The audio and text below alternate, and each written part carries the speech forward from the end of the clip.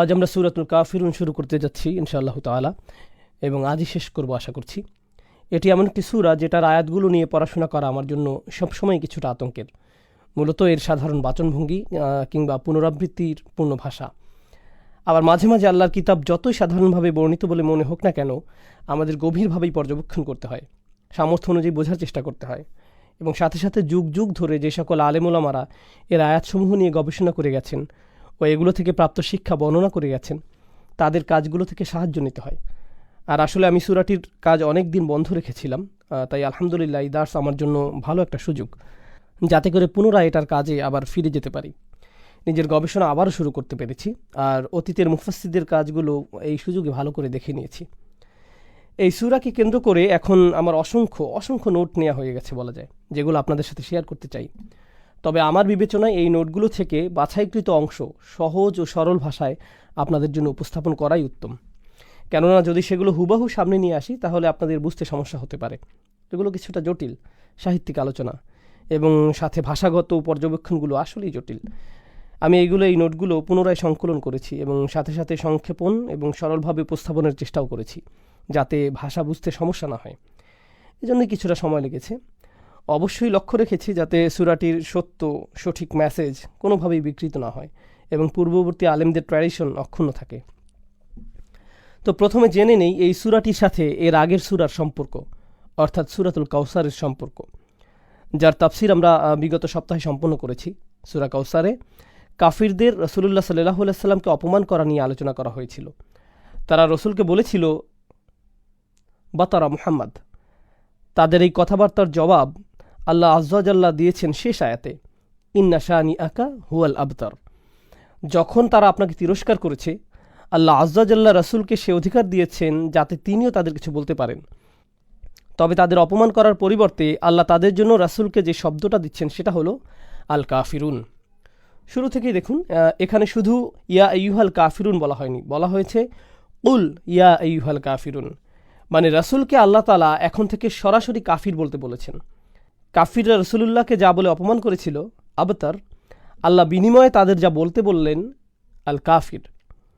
বিষয়টা সামনে আরও স্পষ্ট হবে ইনশাআল্লাহ তাআলা। তারা কিভাবে অপমান করতে চেয়েছিল আর আল্লাহ কিভাবে করলেন, দুটোর মধ্যে তুলনা। প্রথম কথা হচ্ছে, যেভাবে তারা রাসূলকে অপমান করতে চেয়েছে তা কোনোভাবেই বাস্তবতার সাথে খাপ খায়নি। সেই চেষ্টা যে তার নাম, তার খ্যাতি ইতিহাস থেকে মুছে যাক, এটা কখনোই বাস্তবায়িত হয়নি। সেটা সত্যও ছিল না। বাস্তবে সেটার পুরোপুরি উল্টোই হয়েছে।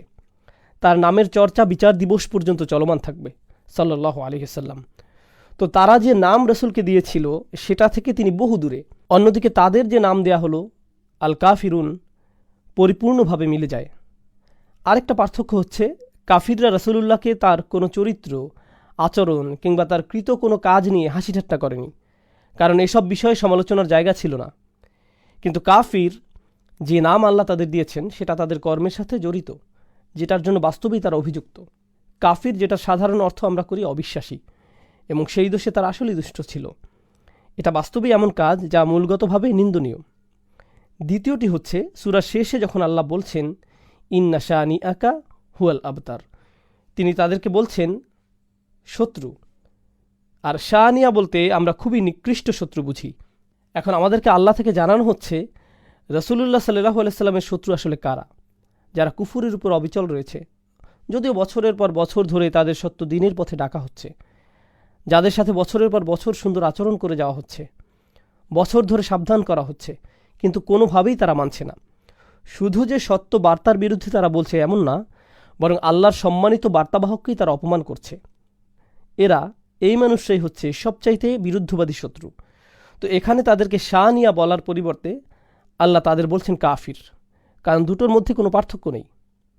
আপনারা হয়তো জেনে থাকবেন, সামনে একটি মাদানী সূরাতে আল্লাহ রাসূলুল্লাহ সাল্লাল্লাহু আলাইহি সাল্লামকে আদেশ করেন, ইয়া আইয়ুহান নাবিয়্যু জাহিদুল কুফারা ওয়াল মুনাফিকিন অগলুজ আলাইহিম ওয়া মাওয়াহুম জাহান্নাম ওয়া বিসাল মাসির।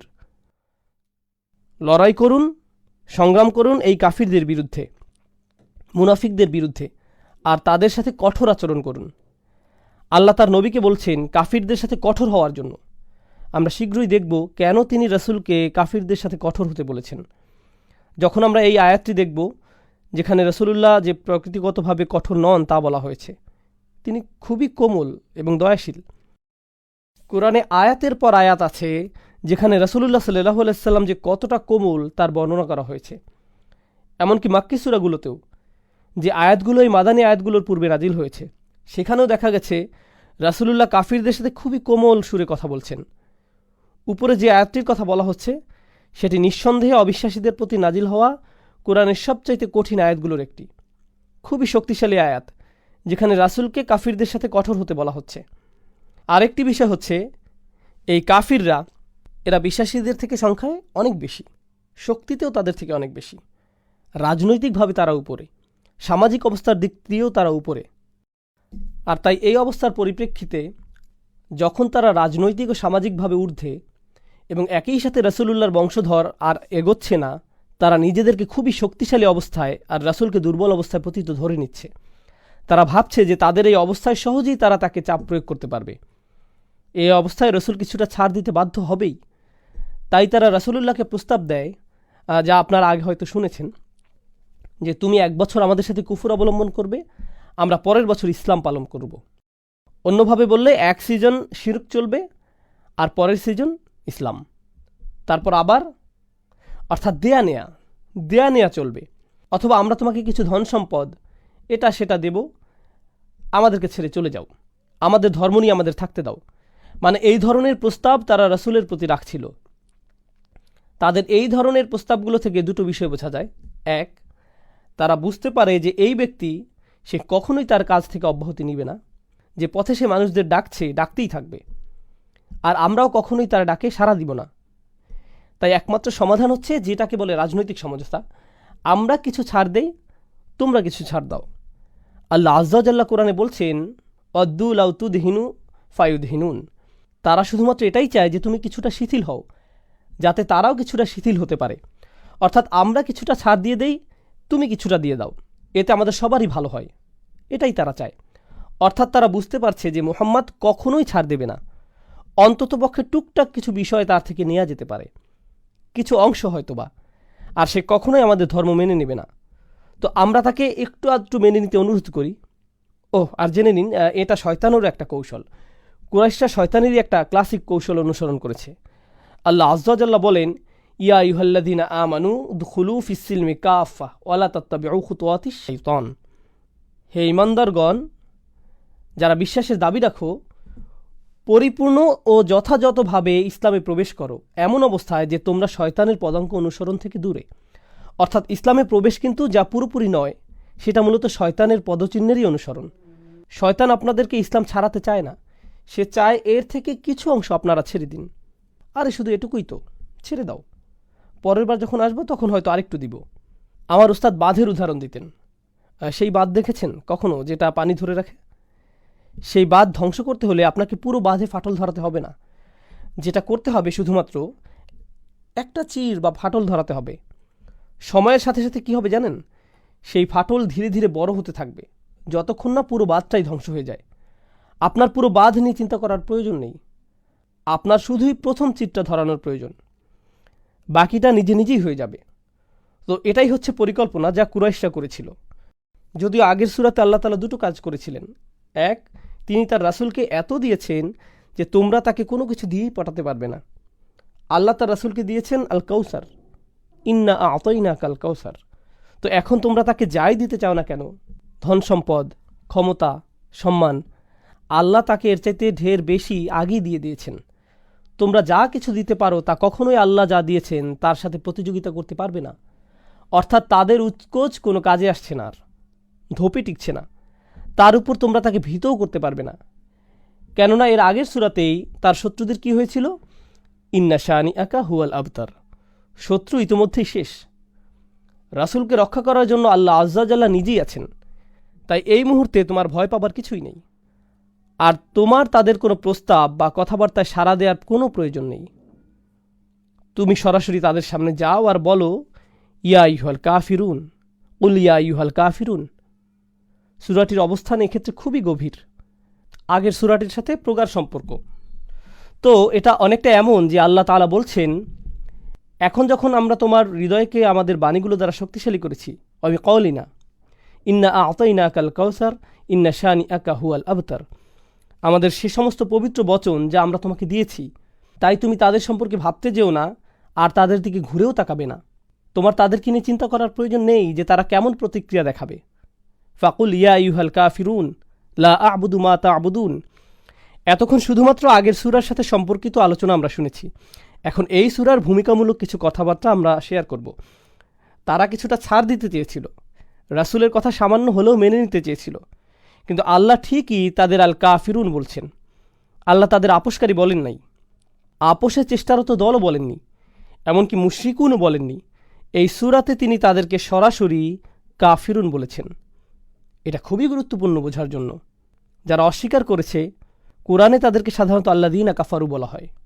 আল্লাযীনা কাফারু কোরআনে শুধুমাত্র একটি জায়গায় আছে যেখানে তাদের সরাসরি কাফির বলে সম্বোধন করা হয়েছে, সূরা তাহরিমে, ইয়া আইয়ুহাল্লাযীনা কাফারু লা তা'তাযিরুল ইয়াওম ইন্নামা তুজসাউনা মা কুনতুম তা'মালুন।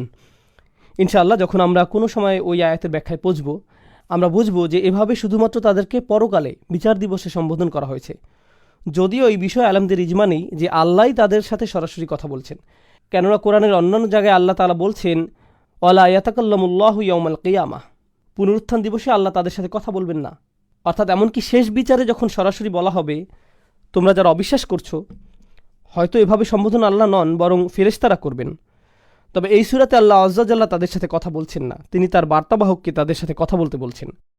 এবং যেই শব্দটি আল্লাহ তাদের জন্য বেছে নিয়েছেন, আল কাফিরুন, এখন এটা বোঝা আপনাদের জন্য জরুরি যে তারা কখনোই আল্লাহকে অস্বীকার করেনি, বরং তাদের যদি জিজ্ঞেস করা হয় আসমান জমিন কে সৃষ্টি করেছে, ওয়ালা ইন সাআলতাহুম মান খালাকাস সামাওয়াতি ওয়াল আরদ লা ইয়াকুলুন্নাল্লাহ, তাদের যদি জিজ্ঞেস করো আসমানসমূহ এবং এই জমিন কে সৃষ্টি করেছে, আল্লাহ বলছেন নিশ্চিত থাকো তারা অবশ্যই বলবে আল্লাহ।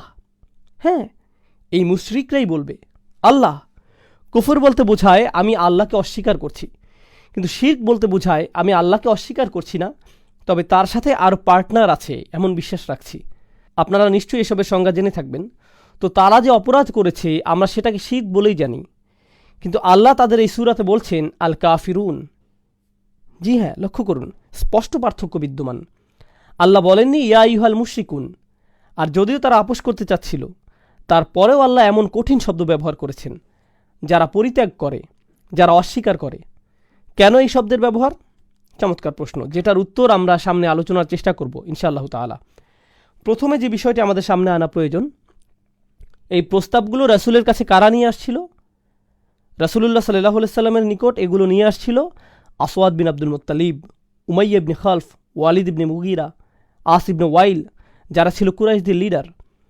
তারাই ঘুরে ফিরে আসছিল আর রাসূলের সামনে বারবার এসব প্রস্তাব রাখছিল সাল্লাল্লাহু আলাইহি ওয়াসাল্লাম। সম্ভবত অনেক দিন বা বেশ কয়েক মাস আগে আমি আপনাদের সূরাতুল আবাসার তাফসিরে একটা বিষয় বুঝিয়েছিলাম। ইসলামিক দাওয়া বা দ্বীনের মূল বার্তা আরেকজনের নিকট পৌঁছানো অনেকটা জিনিসপত্র বিক্রির মতো। যদিও স্পষ্ট পার্থক্য আছে, তারপরও গভীর মিল রয়েছে দুটোর মধ্যে। যখন আপনি কোনো কিছু বিক্রি করেন, ক্ষমতার আসনে কে থাকে বলুন তো? ক্রেতা নাকি বিক্রেতা? ক্রেতা। বিষয়টা আরও প্রগাঢ় হয় যখন বিক্রেতা বিক্রয়ের জন্য বেশি আগ্রহী থাকে। তখন ক্রেতা ভাবে যে এত বেশি জোর খাটাচ্ছে, আমার আরও দাম কমানো উচিত, কারণ দরকার তো তার বেশি, বিক্রেতার বেশি, আমার কি আসে যায়। একইভাবে কাফিররাও ভাবছিল যে এই মুহাম্মদ এ তো খুবই আগ্রহী আমাদেরকে তার ধর্ম বোঝানোর জন্য, খুবই মরিয়া, বারবার বলেই যাচ্ছে, আমাদেরকে আরও কঠিন হওয়া উচিত। এই সুযোগ সাড়া দেওয়ার আগে তার থেকে বেশ কিছু সুযোগ সুবিধা বাগিয়ে নেই, কিছুটা দরাদরি তো করাই যায়। শোনো, আমরা তোমার প্রোডাক্ট অবশ্যই নিব, কিন্তু তুমিও আমাদের থেকে কিছু নাও। এমন করলে কেমন হয়? আমরা তোমাকে 1 বছর অনুসরণ করি, তুমি আমাদেরকে 1 বছর করো। তারা বুঝতে পারছিল যে রাসূলুল্লাহ সাল্লাল্লাহু আলাইহি সাল্লাম তাদেরকে রাজি করানোর জন্য মরিয়া হয়ে পড়েছিলেন, কিন্তু আল্লাহ তার রাসূলকে জানালেন, না, তোমার মরিয়া হবার প্রয়োজন নেই, বরং আমিই তাদের কথার জবাব দিব।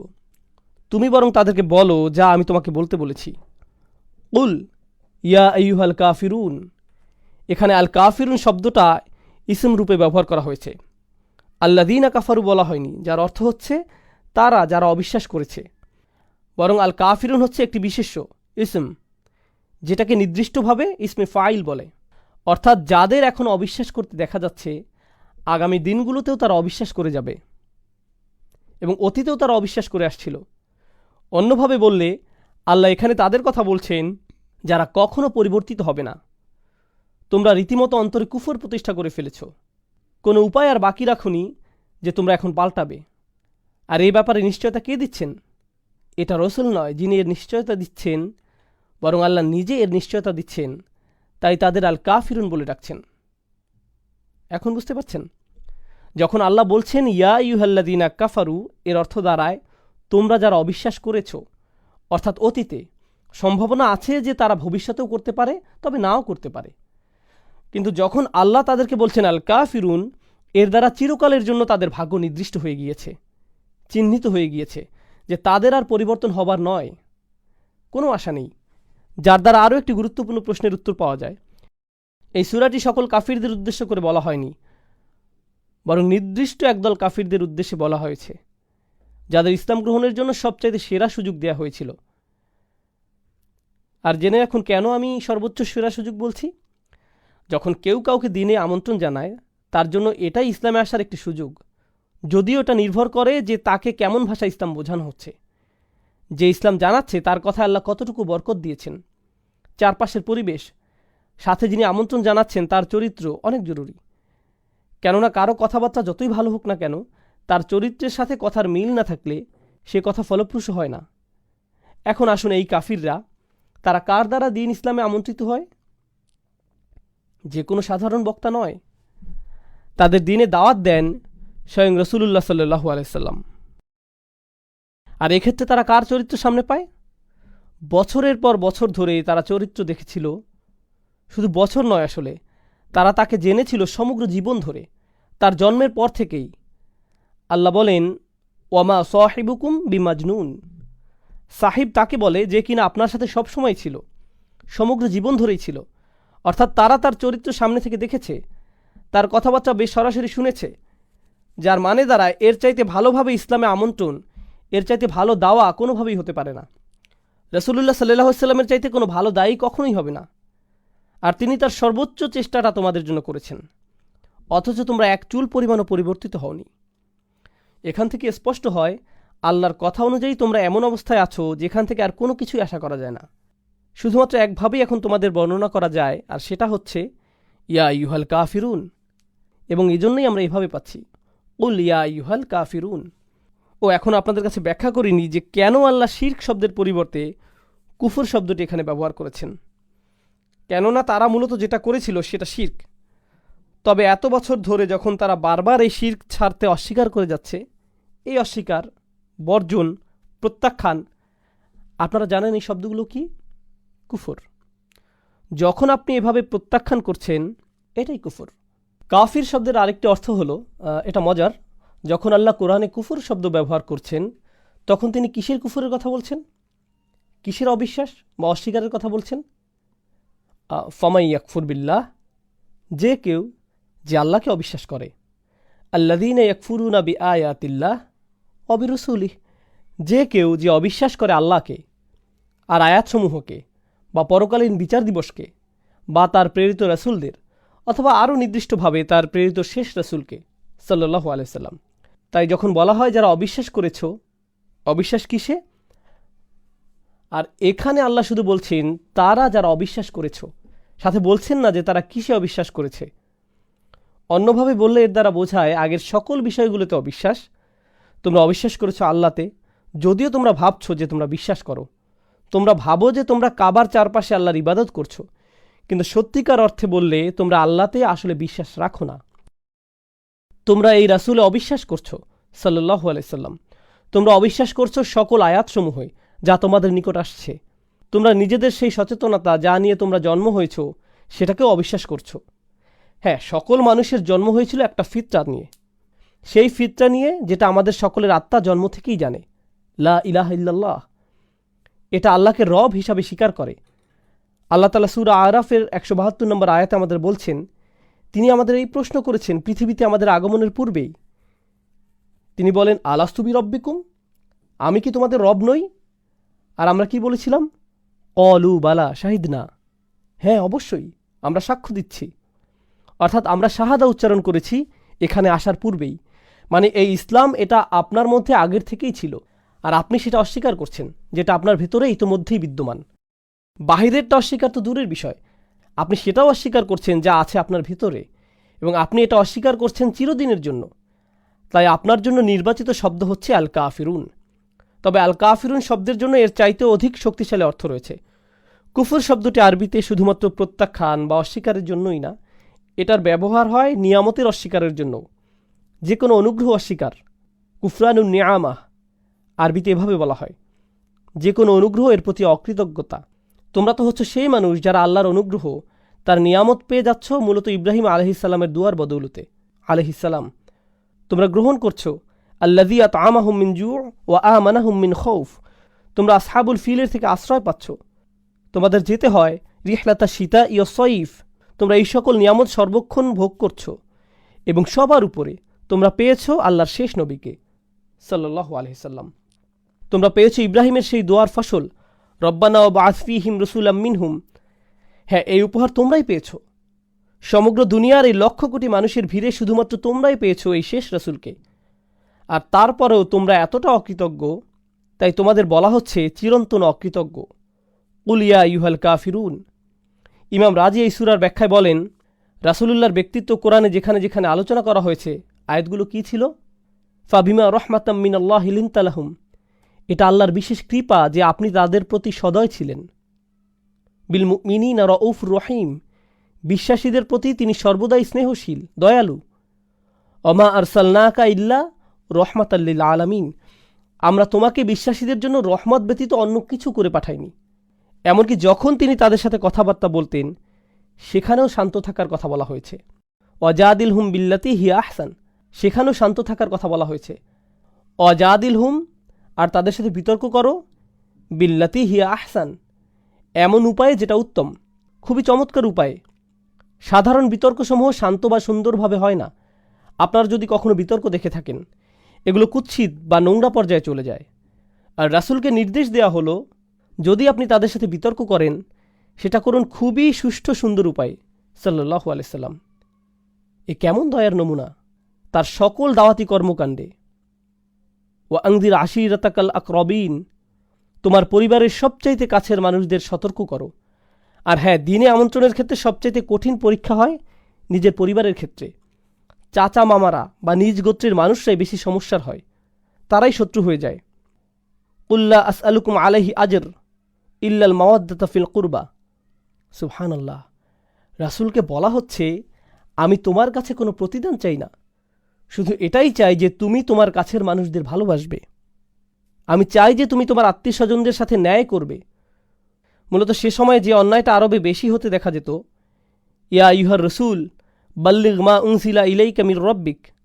হে রাসূল, তোমার রবের পক্ষ থেকে যা তোমার প্রতি নাজিল হয়েছে তা পৌঁছে দাও। ওয়া ইল্লাম তাফআল, যদি সেটা না করো, ফামা বাল্লাগতা রিসালাতাক, তাহলে তুমি তোমার কাজ সঠিকভাবে করলে না, যে দায়িত্ব দেয়া হয়েছিল সেটা করতে পারলে না। অন্যভাবে বললে, রাসূলুল্লাহ সাল্লাল্লাহু আলাইহি সাল্লামকে বারবার বলা হয়েছে বার্তা পৌঁছাও, ছড়িয়ে দাও, ছড়াতেই থাকো। এত প্রকটভাবে বলা হয়েছে যে ফাইদাল্লাযী বাইনাকা ওয়া বাইনাহু আদাওয়াতা কাআন্নাহু ওয়ালিয়্যুন হামীম। সূরাতুল হামীম আস-সাজদায় বলা হয়েছে, যদি এমনও হয় যে সে তোমার সাথে শত্রুতা পোষণ করা শুরু করে, তারপরেও তাকে কাছের বন্ধু হিসেবে দাওয়াত দিতে থাকো। আল্লাহর পক্ষ থেকে রাসূলুল্লাহ সাল্লাল্লাহু আলাইহি সাল্লামের জন্য উপদেশ এমনই ছিল। কিন্তু এই মানুষগুলো এমনই অবস্থায় পৌঁছেছে যে আল্লাহর রাসূলকে খুবই কঠিন কিছু বলতে বলা হচ্ছে, যা কিনা তার কোমল হৃদয় থেকে নিঃসরণ সম্ভব নয়। তার মুখ থেকে এমন ভাষা আসবেই না। আর তাই শুরুতেই কুল শব্দটি এসেছে। এই শব্দ নিজ থেকে সরাসরি বলতে পারবেন না, কারণ আপনি নরম মনের। তাই তাদের এমনভাবে বলুন যাতে বোঝা যায় যে আমি আপনাকে বলতে বলেছি, ইয়া আইয়ুহাল কাফিরুন। এই শব্দগুলো ইঙ্গিত করে যে দাওয়াতের সময় শেষ, সেই সময়কাল ফুরিয়ে গেছে। যদি আল্লাযীনা কাফারু বলা হতো, তাহলে হয়তো বুঝতাম যে হয়তো তারা ভবিষ্যতে পরিবর্তিত হবে। কিন্তু যখন এখানে বিশেষ্য বা ইসেমের ব্যবহার হচ্ছে, বোঝা যাচ্ছে এটা অবিচলতা বোঝাচ্ছে। তোমরা কাফিরই থেকে যাবে। আর এই শব্দগুলোর উচ্চারণ রাসূলুল্লাহ সাল্লাল্লাহু আলাইহি সাল্লামের জন্য খুবই কঠিন, কেননা তিনি রহমত হিসাবেই দুনিয়াতে এসেছেন। আর মানুষদের নিয়ে তিনি সর্বদাই চিন্তিত, দুঃখিত। কিন্তু এখন ওনাকে বলা হচ্ছে তোমাকে অবশ্যই এমন কিছু বলতে হবে যা তুমি নিজেও শুনতে পছন্দ করবে না। এর দ্বারা স্পষ্ট হলো যে এই মানুষরা আল্লাহর বার্তা নিতে পারেনি, এসব তারা আর কখনো নিতে পারবেও না। এরা হচ্ছে কাফিরদের স্পেশাল ব্র্যান্ড। তারা শুধু আল্লাহর দয়া থেকে বঞ্চিত হয়েছে এমন নয়, রসুল সাল্লাল্লাহু আলাইহি সাল্লামও তাদের আর দয়া প্রদর্শন করবেন না, ইচ্ছায় বা অনিচ্ছায়। যেখান থেকে আমরা আমাদের পরবর্তী পয়েন্টে যেতে পারি। সূরার শুরুর এই কুল শব্দটা দিয়েই আল্লাহ কত কিছু বুঝিয়ে দিলেন। এখান থেকেই কত শিক্ষা নেওয়া যাচ্ছে। লক্ষ্য করুন, কাফিররা ভাবছিল যে তাদের যাচাই বাছাইয়ের সুযোগ রয়েছে, কিংবা এখান থেকে একটু ওখান থেকে একটু, বা যেমন মন চায় তেমন ধর্ম তারা অনুসরণ করতে পারবে। ঠিক যেমন বর্তমান সময়ে ফ্রিডম অফ রিলিজিয়ন বলা হয়। তারা যেমন চায় বিশ্বাস করতে পারে, চাইলে করতে পারে বা নাও করতে পারে। রাসূলুল্লাহ সাল্লাল্লাহু আলাইহি সাল্লাম এখানে নিজের চিন্তাভাবনা বা পছন্দ উপস্থাপন করছেন না। তিনি কি বলছেন? কুল মা ইয়াকুনু লি আন উবাদ্দিলা মিন তিলকাই নাফসি। আমার কোনো ক্ষমতা নেই যে তোমাদের সামনে যা আনছি তা থেকে আমি নিজে কোনো কিছুর পরিবর্তন করব। আমার সেই সামর্থ্য নেই।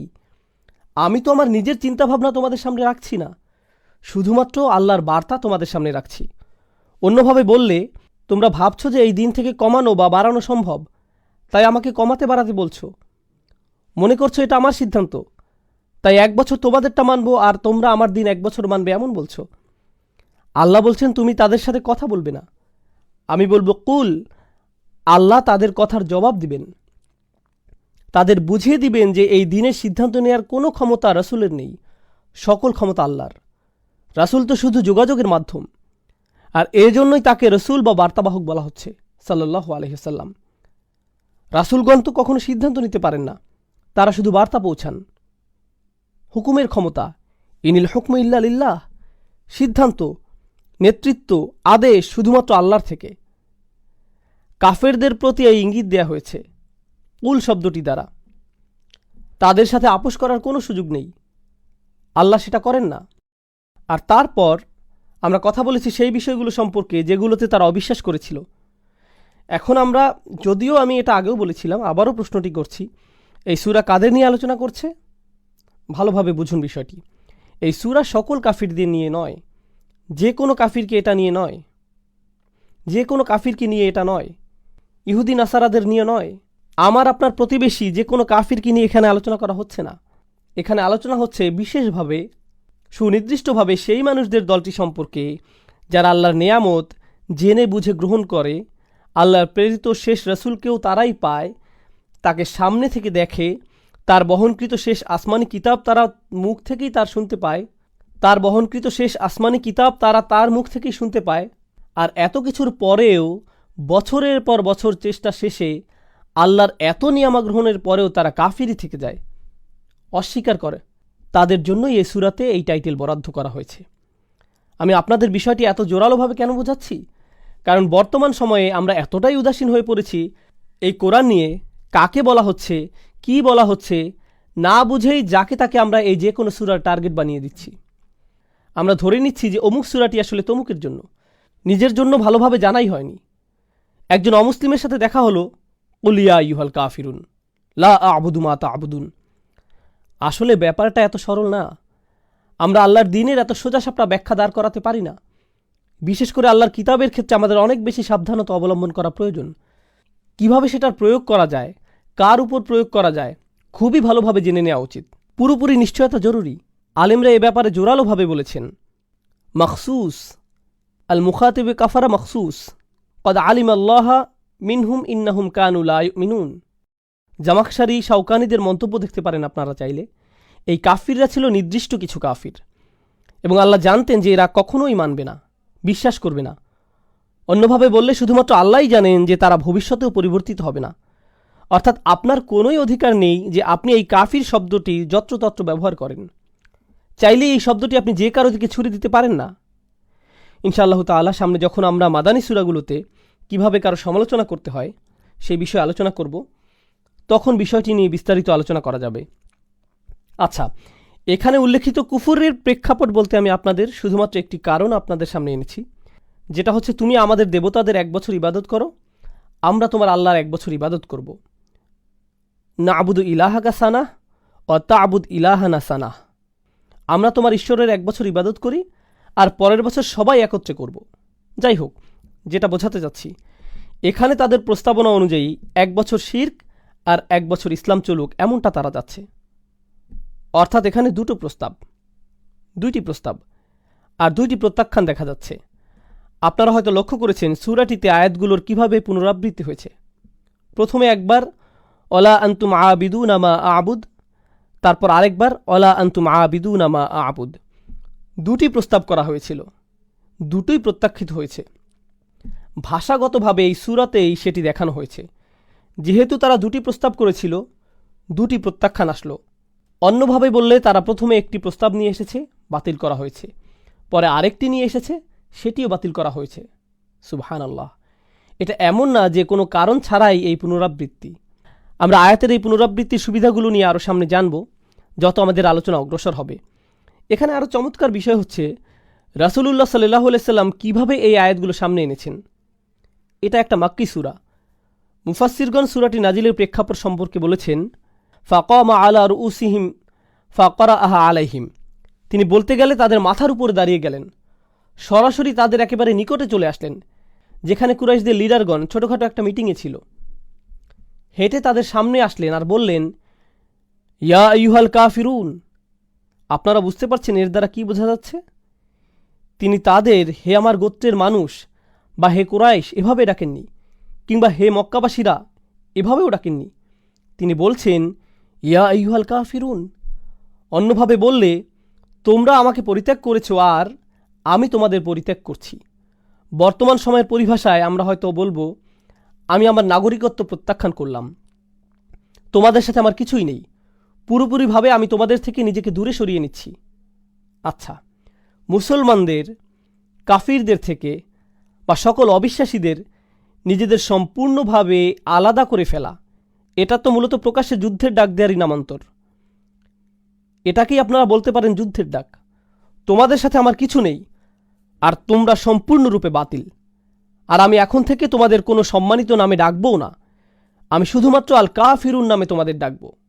আর হ্যাঁ, এটা আসলে আমি নই, আমাকে এমন করতে বলা হয়েছে। এখানে কুল শব্দের ব্যবহারের মাধ্যমে কাফিরদের প্রতি সূক্ষ্ম অপমানও করা হয়েছে। কিভাবে? আল্লাহ তাদের এখন এতটাই ঘৃণা করেন যে তাদের সাথে সরাসরি কথা বলছেন না।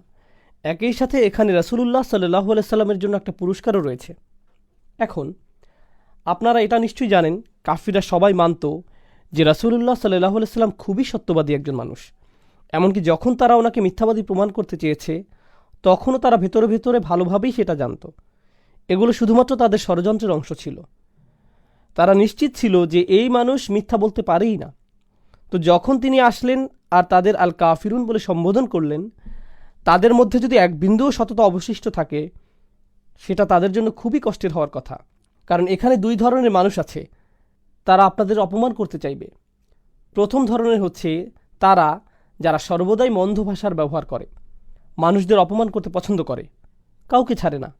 এই ব্যক্তি যদি আপনাকে অপমান করে, আপনি ভাববেন কি আসে যায়, এ তো সবার সাথেই এমন করে। কিন্তু এখন কে তাদের কাফির বলছে? যিনি সমগ্র জীবন ধরে সর্বোচ্চ পর্যায়ের ভালো আচরণ সবার সাথে করেছেন এবং যার কথাবার্তা সর্বোত্তম। তাহলে এই মানুষটা তাদেরকে এভাবে বলছে, এর পেছনের কারণ কি? আপনাকে ঠিক কতটা খারাপ হতে হবে যদি রাসূলুল্লাহ সাল্লাল্লাহু আলাইহি সাল্লামকে আপনার প্রতি এভাবে বলাতে হয়? বিষয়টা আসলেই তাদের ইতিমধ্যে যা বলা হয়েছে তার সাথে অতিরিক্ত বিতৃষ্ণা আর কদর্যতা যোগ করে। আর এমনটা হয় রাসূল সাল্লাল্লাহু আলাইহি সাল্লামের অভিজাত চরিত্রের কারণে। তিনি যদি এমন কোনো মানুষ যার আচরণ খুবই ভালো, সে যদি কখনো কোনো কারণে আপনার সাথে মন্দ আচরণ করে, সেটা আপনার অনেক খারাপ লাগবে, নিজেকে নিজের ধিক্কার জানাতে মন চাইবে, নিজেকে দোষী বলে মনে হবে। কিন্তু কোনো নিচু প্রকৃতির মানুষ বা দুষ্ট চরিত্রের কেউ যদি আপনাকে মন্দ কিছু বলে, সেটা আপনার কিছুই মনে হবে না। আপনি ভাববেন এটা নিয়ে চিন্তা করার কোনো মানে হয় না। তো ব্যক্তি মুহাম্মদ নিজেই যে তাদেরকে এমনভাবে বলছেন, বিষয়টি এমনিতেই তাদের জন্য বড় অপমান। এরপর আল কাফিরুন শব্দটির বিশেষ কিছু ব্যাখ্যা আমরা জেনে নিই। হুয়া ইয়ালামু আন্নাহুম ইয়াগদিবুনা আইয়ানসাবু ইলা যালিক। রাসূল সাল্লাল্লাহু আলাইহি সাল্লাম ভালো করেই জানতেন, তিনি যখন এই শব্দের ব্যবহার করবেন সেটা তাদের খুবই রাগান্বিত করবে।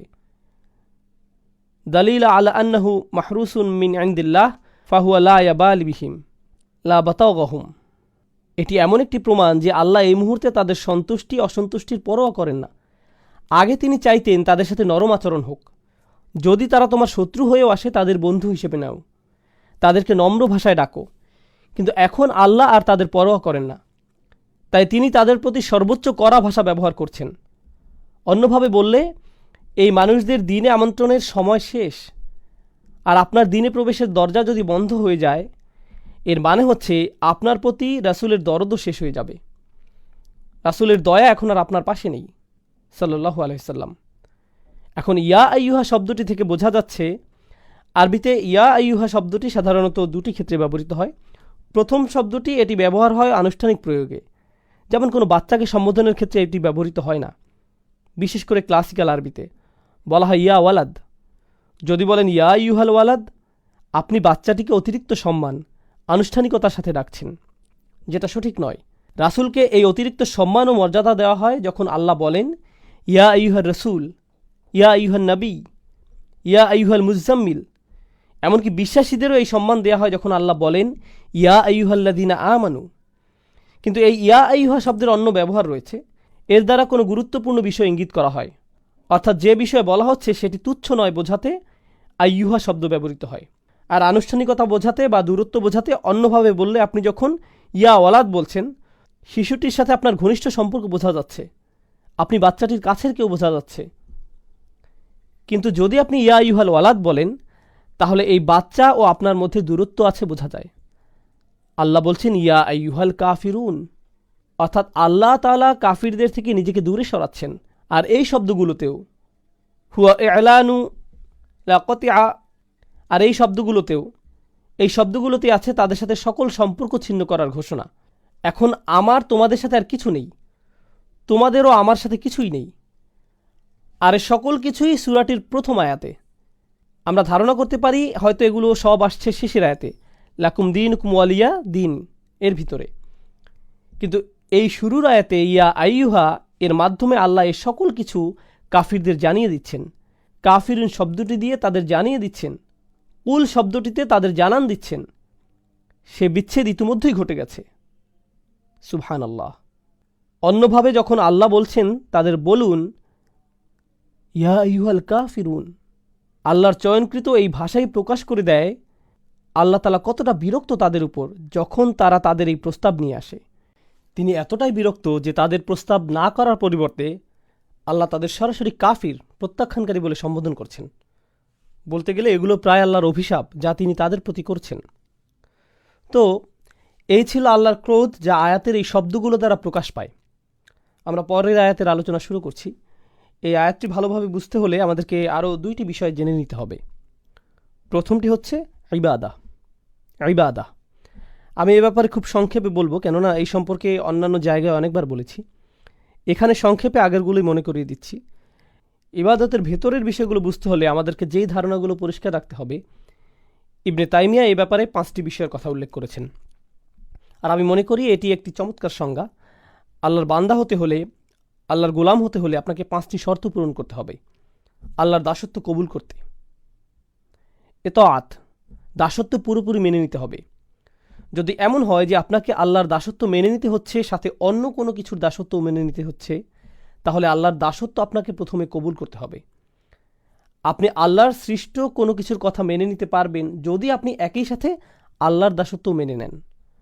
অন্যভাবে বললে, আপনি যদি আল্লাহর কোনো সৃষ্টির কথা মেনে নেন কিন্তু একই সময় আল্লাহর অবাধ্যতা করেন, তাহলে আপনি আর আল্লাহর বান্দা হিসেবে গণ্য হবেন না, কারণ আপনি ইতোমধ্যে শিরক করে ফেলেছেন।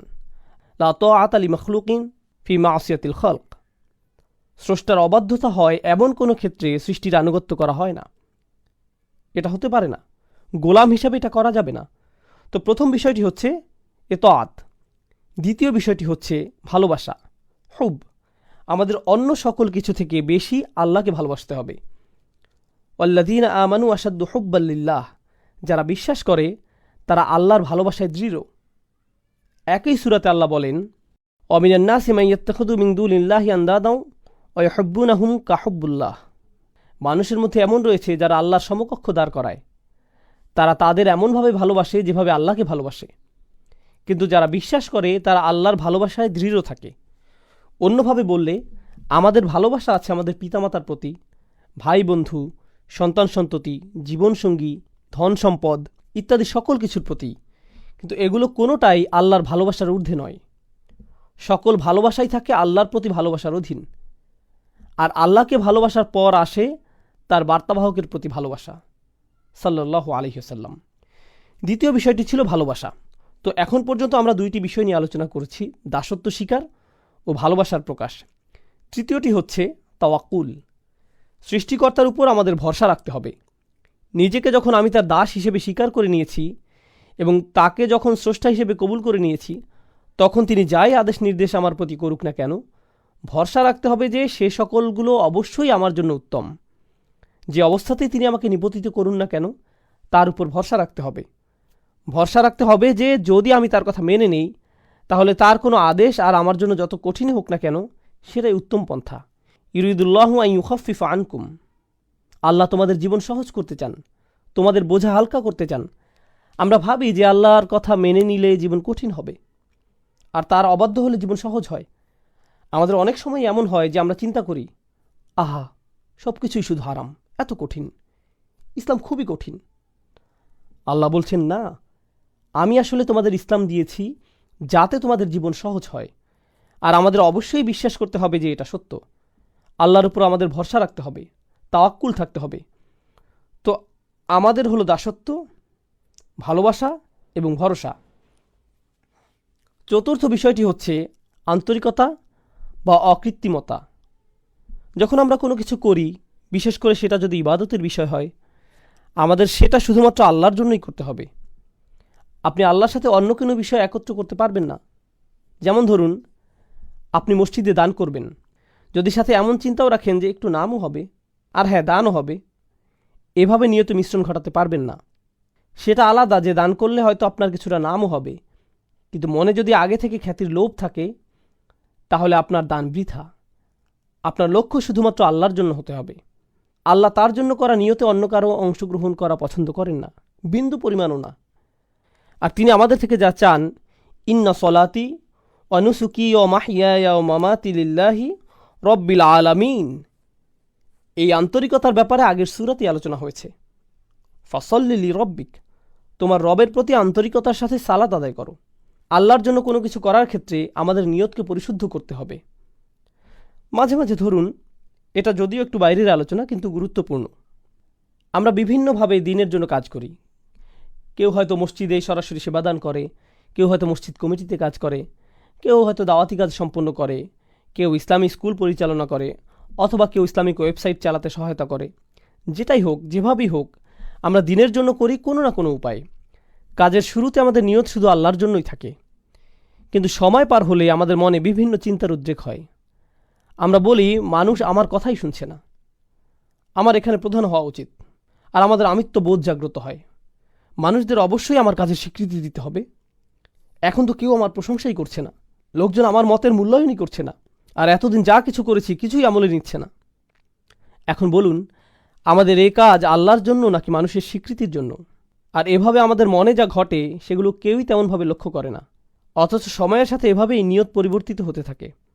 আপনি সততার সাথে আল্লাহর জন্য শুরু করেন হয়তো, কিন্তু সময়ের সাথে আন্তরিকতায় ভাটা পড়ে। আমাদের অবশ্যই ইখলাস বজায় রাখতে হবে, সেই আন্তরিকতা ধরে রাখতে হবে। এখন সর্বশেষ ও সর্বাধিক গুরুত্বপূর্ণ বিষয়টি যা ইবাদতের সাথে জড়িত, আমরা ইতিমধ্যে 4টি বিষয় নিয়ে আলোচনা করেছি, পঞ্চম বিষয়টি বাকি আছে। সহজ ভাষায় আমি এটাকে বলি দাসত্বের শর্ত। লক্ষ্য করবেন, যখন আপনি কোনো চাকরিতে যোগদান করেন, আপনার কোম্পানি ও আপনার মধ্যে একটা চুক্তি সম্পন্ন হয়। চুক্তিতে বলা থাকে আপনি কোম্পানির জন্য কি কি করবেন এবং কোম্পানি আপনার জন্য কি কি করবে।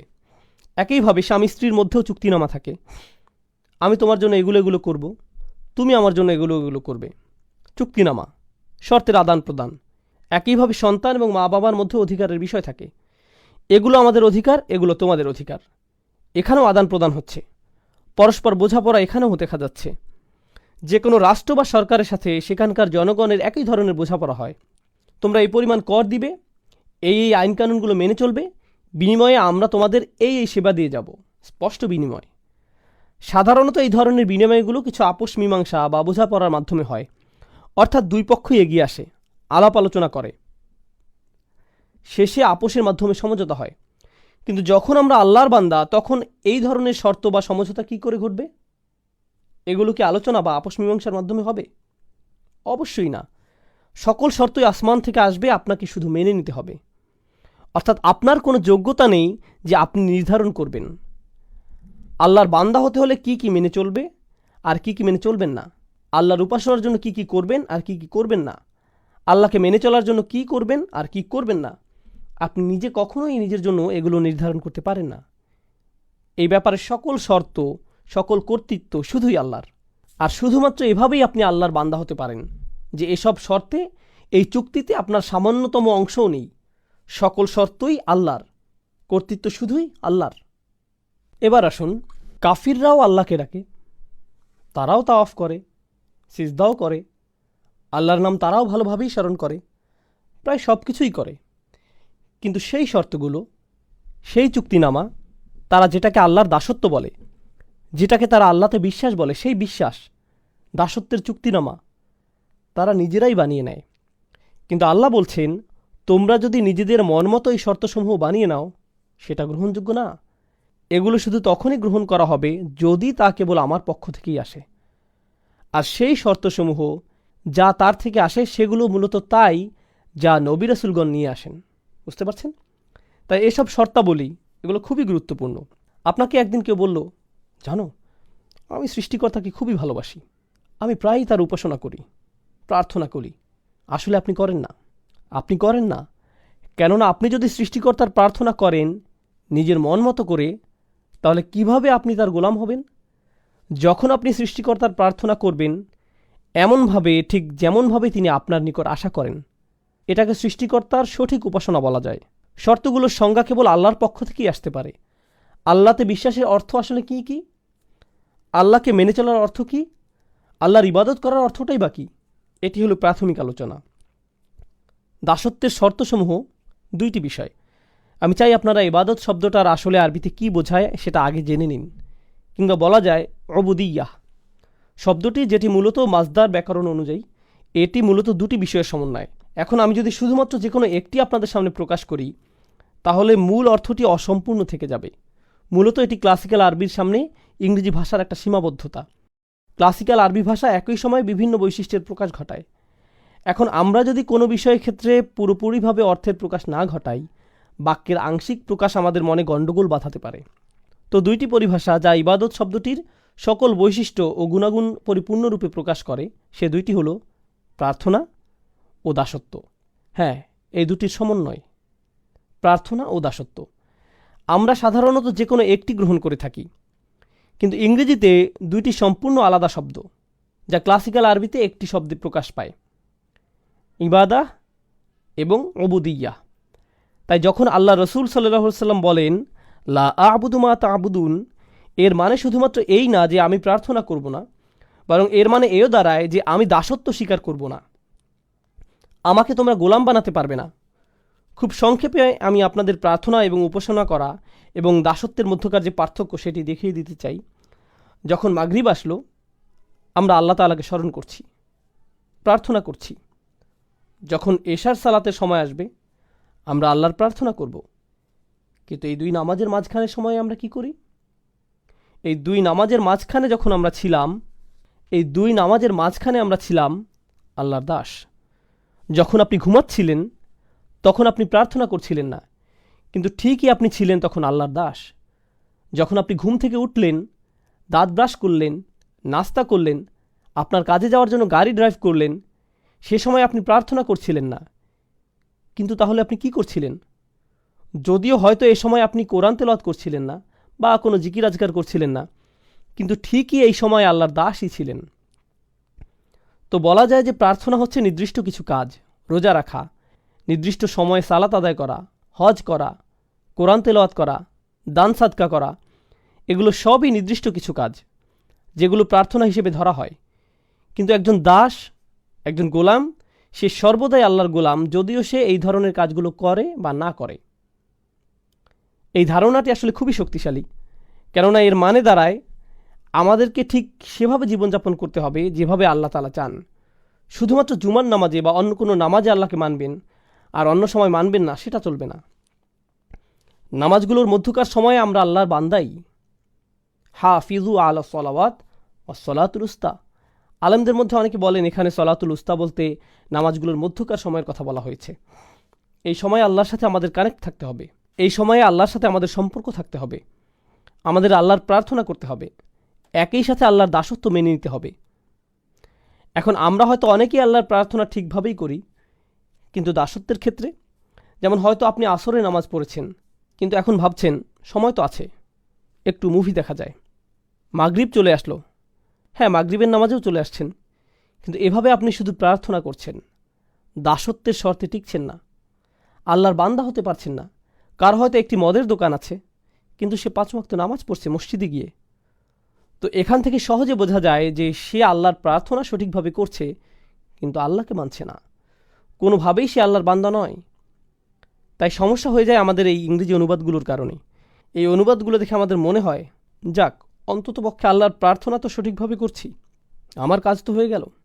না না, আপনি আল্লাহর প্রার্থনা করছেন, কিন্তু আপনি আল্লাহর বান্দা নন।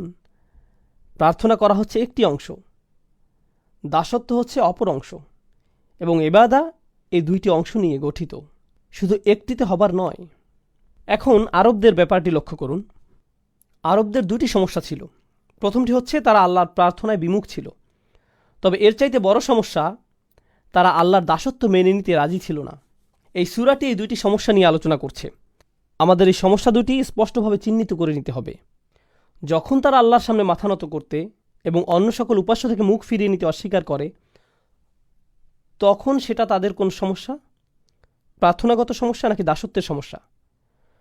অবশ্যই এটি তাদের প্রার্থনাগত একটি সমস্যা। কিন্তু যখন তারা ইয়াতিমদের দূরে ঠেলে দেয়, যখন তারা নারী শিশুদের হত্যা করতে বিরত থাকে না, যখন তারা গরিব দুঃখীদের দিকে ফিরেও তাকায় না, যখন তারা ন্যায় বিচার থেকে নিজেদের দূরে সরিয়ে নেয়, যখন তারা বিনা অপরাধে মানুষ হত্যা করে, যখন তারা কৃতদাসদের উপর অমানবিক অত্যাচার করে, তখন তারা আসলে কিসের সাক্ষ্যদান করে?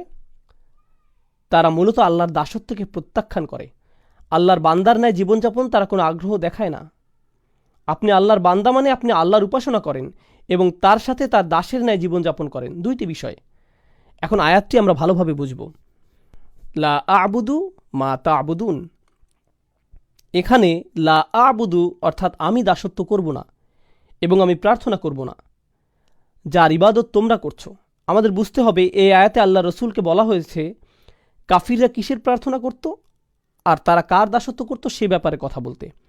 তো তারা কিসের প্রার্থনা করত এবং তারা কার দাস ছিল বলে মনে করেন? তারা বিভিন্ন মূর্তির, নিজেদের বানানো মেয়েকে ঈশ্বরের উপাসনা করত এবং তারা নিজেদের লোভ লালসার দাস ছিল।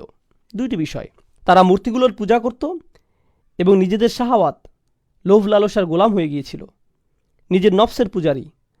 আল্লাহ রসুল তাদেরকে বলছেন, আমি তোমাদের এসব মূর্তি প্রার্থনাকে প্রত্যাখ্যান করি এবং নিজের নফসের দাসত্বকেও অগ্রাহ্য করি। এই দুটো বিষয়কেই আমি প্রত্যাখ্যান করলাম, আমি কখনো এগুলো মেনে নিব না। এই কাফিরদের চিন্তা ছিল অনেক দিন ধরে এই ঝামেলা চলছে, প্রায় 1 দশক হয়ে যাচ্ছে, আর তো ভালো লাগছে না ব্যাপারটা, কিছু একটা করা উচিত। মক্কার পরিবেশও কেমন থমথমে, মুসলিম আর কাফিরদের মধ্যে এই মারামারি কাটাকাটি আর সহ্য করা যায় না, চলো কিছুটা ছাড় দিয়ে দেখি। তাদের চিন্তা ছিল যে সমাজে এখন কিছুটা শান্তি ঐক্যের প্রয়োজন, এতে করে মক্কার পরিবেশ কিছুটা শিথিল হবে, আমাদের ভবিষ্যতের জন্য ভালো হবে। লা আ'বুদু, বেশিরভাগ ব্যাকরণবিদের মত অনুযায়ী এই আয়াতে মুদারিতে লা শব্দটির কারণে বর্তমানের চাইতে ভবিষ্যতের কথা এখানে অধিক বোঝানো হয়েছে। অর্থাৎ রাসূলুল্লাহ বলছেন, তোমরা আশা করে কোনো লাভ নেই, আমি কখনোই তোমাদের আশা অনুযায়ী কাজ করব না। তোমরা যদি মনে করো ভবিষ্যতে তোমাদের হয়তো সুযোগ আছে, সময় গেলে পরিস্থিতি পাল্টাবে, আমি কখনোই এসবের প্রার্থনা করব না। এবং তোমরা যা কিছুর উপাসনা করছো এবং দাসত্ব মেনে নিয়েছো, সেসবের দাসত্ব আমি কখনোই কবুল করব না, এমন কখনোই হবে না। তোমাদের মাথা থেকে এই চিন্তা দূর করে ফেলতে পারো। চলুন আমরা পরের আয়াতে যাই। ওয়ালা আনতুম আবিদুনা মা আ'বুদ। আর হ্যাঁ, তোমরা কখনোই প্রার্থনাকারী তো ছিলে না, না তোমরা কখনো দাসত্ব স্বীকার করেছিলে। এখন আবিদুন শব্দটা একটা ইসম, অর্থাৎ এটি একটা বিশেষ্য। তার মানে এখানে বোঝানো হচ্ছে তোমরা অতীতে কখনোই এবং বর্তমানেও না, আর ভবিষ্যতেও তোমরা কখনো কোনোভাবেই আমি যে সৃষ্টিকর্তার উপাসনা করি তার উপাসনা করবে, বা যে সৃষ্টিকর্তার দাসত্ব আমি করি তার দাসত্ব মেনে নিবে। এটা অতীতে আগে কখনোই হয়নি এবং ভবিষ্যতেও কখনো হওয়ার কোনো সুযোগ নেই। তার মানে বোঝা যাচ্ছে যে এটা শতভাগ নিশ্চিত তারা চিরন্তনভাবে এই কুফুরির উপর বিদ্যমান। এখন আপনারা যদি এই আয়াতটি ভালোভাবে বুঝে নিতে চান, কেন আল্লাহ বললেন যে তারা তাদের কুফুরির উপরই বিদ্যমান থাকবে, কেন তারা কখনোই মানবে না, কুরাইশদের এই নির্দিষ্ট কিছু নেতাদের কেন আল্লাহ এভাবে অভিশপ্ত করলেন, সেটার উত্তরটি কোরআনের অন্য এক স্থানে আমরা পাই। আল্লাহ বলেন, আম আমরামু আমরান ফা ইন্না মুবরিমুন। খুবই গুরুত্বপূর্ণ একটি আয়াত। এই আয়াতটি বোঝার জন্য আপনাদের খুবই গুরুত্বপূর্ণ একটা শব্দ সম্পর্কে ধারণা নিতে হবে। আরবি শব্দটি হচ্ছে ইব্রম। ইব্রম এই শব্দের অর্থ হয় কোনো স্থাপনার জন্য দড়ি বাঁধা। আপনারা নিশ্চয়ই জানেন, আগেরকার দিনে আমাদের কাছে সিমেন্ট ছিল না, সিমেন্ট বলতে কিছুই ছিল না। তো এখন আপনার কাছে 2 টুকরো কাঠ আছে, আপনি সেগুলো কিভাবে জোড়া লাগাবেন? বেঁধে নেওয়া ছাড়া আর কোনো উপায় নেই। আপনি কোনো দুর্বল বা পাতলা কোনো দড়ি অবশ্যই নেবেন না, আপনি দ্বিগুণ মোটা করে একটি দড়ি নিতে হবে, সেটা ঘুরিয়ে পেঁচিয়ে শক্ত করে নিতে হবে। আর সেটা কেবল একবার বাঁধলেই হবে না, একের অধিক গিট দিতে হবে। অর্থাৎ প্রক্রিয়াটি প্রত্যেক ধাপেই দ্বিগুণ, দ্বিগুণ, ত্রিগুণ এভাবে করে করে পদক্ষেপ নেওয়া হচ্ছে, যাতে নিশ্চিত থাকা যায় যে দড়িটি কখনোই ছিঁড়বে না। আর আল্লাহ তাআলা এখানেই এই শব্দটি ব্যবহার করছেন কাফেররা তাদের কুফরের উপর স্থির থাকতে ঠিক কতটা প্রতিজ্ঞাবদ্ধ সেটা বোঝাতে। আম আমরমু আমরন, তারা কি তাদের এই সিদ্ধান্তের ক্ষেত্রে দড়িতে গিট লাগার ন্যায় প্রতিজ্ঞাবদ্ধ হয়ে গিয়েছে? তারা কি তাদের সিদ্ধান্তে এতটাই দৃঢ় যে তারা কখনোই আর ফেরত আসতে চায় না? কেননা আপনি যদি একবার এই দড়িতে গিট লাগিয়ে দেন, তার মানে বোঝা যাচ্ছে যে আপনার ইচ্ছা আর কখনো ফেরত না আসার। বিষয়টা জুতার ফিতার ন্যায় সহজ নয় যে কিছুক্ষণ পর আপনি আবার খুলে ফেলবেন। আল্লাহ বলছেন তারা এতটাই নিশ্চিত যে তাদের কুফরির এই সিদ্ধান্তে তারা আর কখনোই ফেরত আসতে চায় না। বিষয়টি কেমন? যদি এমনই হয়, ফা ইন্না মুবরিমুন, তাহলে আমরাও আমাদের দড়ি বেঁধে দিচ্ছি। যদি তারা এতটাই নিশ্চিত থাকে, তাহলে আমরাও নিশ্চিত যে আমরা তাদেরকে কুফরির উপরই প্রতিষ্ঠিত রাখব। আর দেখুন, আল্লাহ যখন তাদের দড়ির কথা উল্লেখ করছেন, তখন ফিল বা ক্রিয়া ব্যবহার করছেন। আবরমু ফেইলে মাজি বা অতীতকালের ক্রিয়া। কিন্তু আল্লাহ যখন নিজের দড়ির কথা বলছেন, তখন তিনি বিশেষ্যর ব্যবহার করছেন। আপনারা জানেন এমন ক্ষেত্রে ক্রিয়া এবং বিশেষ্যের মধ্যে তফাৎ কেমন হয়? ক্রিয়া ক্ষণস্থায়ী, কিন্তু বিশেষ্য চিরস্থায়ী। অর্থাৎ তারা আজ যতই নিশ্চিত থাকুক যে তারা সেই দড়ির গিট খুলবেই না এবং ঈমান আনবে না, বিচার দিবসে যখন তারা নিজেদের কর্মফলের সম্মুখীন হবে, আপনারা জানেন কি হবে, তাই না? রুবামা ইয়াউদ্দুল্লাযীনা কাফারু লাউ কানু মুসলিমিন। হয়তো অবিশ্বাসীরা চাইবে সেদিন মুসলিম হতে, তারা চাইবে তাদের সেই গিট, সেই দড়ি যাতে কোনো মতে একটু খোলা হয়। কিন্তু অনেক দেরি হয়ে গেছে, অনেক সময় চলে গিয়েছে। তাই আল্লাহ বলছেন, ফা ইন্না মুবরিমুন, আমার বাঁধন তো চিরদিনের জন্য। বিশেষের ব্যবহার হয়েছে এখানে, অর্থাৎ সমাপ্তি ঘটে গেছে, শেষ। আর কাফিরদের ক্ষেত্রে বলা হচ্ছিল সংশয় আকারে, তারা কি আসলেই এভাবে দড়িতে গিট লাগাতে যাচ্ছে? সত্য কি? কিন্তু এখানে কোনো সংশয় নেই, এটাই সত্য। আল্লাহ বলছেন আল কাফিরুন, তাহলেই এটাই হবে। অন্যভাবে বললে, তারা তাদের সিদ্ধান্ত স্থির করে ফেলেছিল, তাই আল্লাহ তাআলাও তার সিদ্ধান্ত নিয়েছেন। অবাক হওয়ার কিছু নেই। তোমরা কখনোই সেই সত্তার প্রার্থনা করনি যার প্রার্থনা আমি করেছি। মনে করো না যে আমার নবুয়তের পূর্বে তোমাদের আর আমার বিশ্বাস একই ছিল। না না না, কখনোই না। ওয়ালা আনতুম আবিদুন, তোমরা কখনোই করনি, কখনোই সঠিকভাবে প্রার্থনা করনি, আগেও কখনো করনি, ভবিষ্যতেও কখনো করবে না। যার দাসত্ব আমি এখন করছি, তোমরা তা মেনে নিবে না। আবুদ এই শব্দটি রাসূলের জন্য বর্তমানকালে ব্যবহৃত হয়েছে। খুবই চমৎকার প্রয়োগ। এই শব্দটি বর্তমানকালে ব্যবহৃত হলে কি বোঝায় জানেন? তিনি তার অতীত বোঝাননি, তিনি শুধুমাত্র তার ভবিষ্যৎ নিয়ে বলেছেন। আর এটি খুবই চমৎকার কেন জানেন? কারণ তিনি কখনোই শিরক করেননি। রাসূলুল্লাহ সাল্লাল্লাহু আলাইহি ওয়াসাল্লাম কখনোই শিরক করেননি, সেটা আমরা জানি। কিন্তু সত্যিকার অর্থেই তিনি আল্লাহর বান্দা তখন হলেন যখন আল্লাহর পক্ষ থেকে তার নিকট ওহী আসা শুরু হলো। তিনি সত্য খুঁজে ফিরছিলেন, সর্বক্ষণ চিন্তায় পেরেশানিতে মগ্ন ছিলেন। ওয়াজাদাকা দাল্লান ফাহাদা, আমরা তোমাকে অন্বেষণ করতে দেখেছি, এবং পথ প্রদর্শন করেছি। কিসের পথ দেখানোর কথা বলা হচ্ছে? দাসত্ব কবুলের পথ। হেদায়েত ও দাসত্ব একই পথের পথিক। ইয়াকা না'বুদু ওয়া ইয়াকা নাস্তাঈন। তারপরেই কি আসছে? ইহদিনা, অর্থাৎ হেদায়েত। তো রাসূল সাল্লাল্লাহু আলাইহি সাল্লাম বলছেন, এখন আমি সত্যিকার অর্থে দাসত্ব খুঁজে পেয়েছি। তবে তার মানে এই না যে তোমরা মনে করবে পূর্বে আমি তোমাদের ধর্মবিশ্বাসী ছিলাম। না না, সেটা কখনোই ঘটেনি। তাই তোমাদের এ ব্যাপারে বিভ্রান্ত হওয়া উচিত নয়। আর এখানে খুবই শক্তিশালী শিক্ষা যেটা পাওয়া যায় সেটা হচ্ছে, যদি তোমরা জানো যে আমি কখনোই তোমাদের বিশ্বাস গ্রহণ করব না, এবং আমিও জানি যে তোমরা আমার বিশ্বাস কখনো গ্রহণ করবে না, তার মানে এখান থেকে সহজেই বোঝা যায় যে আমাদের রাস্তা ভিন্ন। তাই বলা যায় এই দুইটি আয়াত এখানে ভবিষ্যৎ নিয়ে আলোচনা করছে। হ্যাঁ, অতীতের তুলনায় এখানে ভবিষ্যতের দিকে ফোকাস করা হচ্ছে। আমি কোনো কিছু ছাড় দিব না, এবং তোমরাও কোনো কিছুতেই ছাড় দিবে না বলে মনে হচ্ছে। আল্লাহর উপাসনা তোমরা করবে না এবং তার দাসত্ব তোমরা মানবে না। অলা আনা আবিদুম মা আবাদতুম। এখন আমরা অতীতে ফিরে যাচ্ছি। আগের দুইটি আয়াত ছিল ভবিষ্যতের জন্য, এখনকার দুটি আয়াত অতীতের জন্য। অলা আনা আবিদুন, আমি কোনো প্রার্থনাকারী নই, অর্থাৎ আমি কখনোই দাসত্ব স্বীকার করিনি। মা আবাদতুম, যার উপাসনা তোমরা করছো। ভেবো না যে তোমাদের প্রভুই আমার প্রভু, আর এভাবে ভেবো না যে আমার প্রভু তোমাদের প্রভু। এমনকি আমি পূর্বেও যে প্রভুর প্রার্থনা করতাম সেটাও তোমাদের প্রভু ছিল না।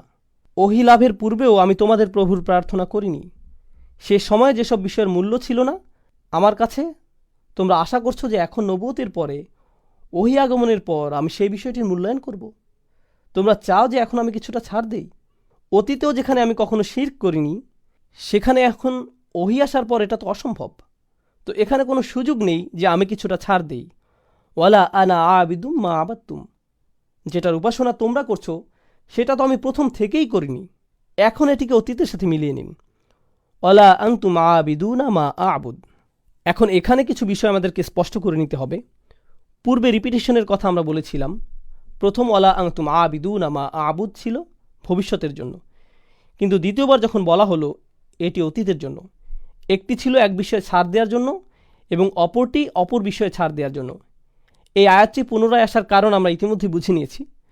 তৃতীয় আরেকটি উপায় যেভাবে আয়াতটির পুনরাবৃত্তির কারণ বোঝা যায়, যখন আপনি কোথাও যান আর কারো বিরুদ্ধে শত্রুতা পোষণ করেন, আপনি তখন খুবই কঠিন ভাষা ব্যবহার করেন, আর কারোর সাথে কঠোর আচরণের জন্য একই ধরনের কিছু কথা বারবার বলার প্রয়োজন হয়। ঘৃণা করি, আমি তোমাকে ঘৃণা করি, মেরে ফেলবো, আমি তোমাকে মেরে ফেলবো। একই কথা পুনরায় বলে আপনি কি বোঝাতে চাচ্ছেন? এখান থেকে আপনার রাগান্বিত অবস্থায় স্পষ্ট হয়।